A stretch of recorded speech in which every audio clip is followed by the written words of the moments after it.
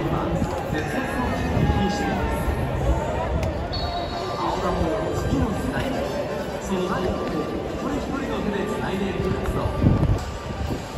青田資源育成力では青玉の植樹に取り組んでいます。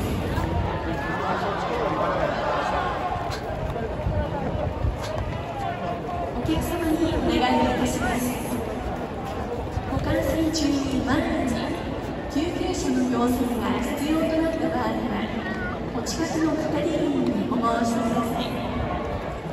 救急車の到着を早めるには進入経路や停車場所も的確に伝えることが大切です。直接119番通報されますとかえって救急車の到着が遅れることにつながりかねません。救急車の要請は最寄りの係員にお申し出ください。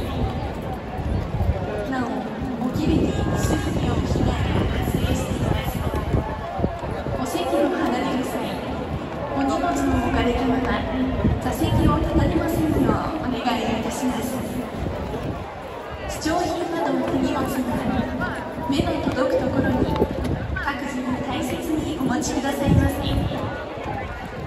また、安全快適に野球を観戦していただけるよう危険物並びに缶・飲料の場内での持ち込みをお断りしております。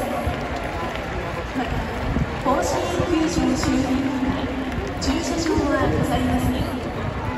周辺道路は全面駐車禁止となっており、甲子園建設所からの指導がございましたから、ご来場の際には公共交通機関をご利用くださいませ。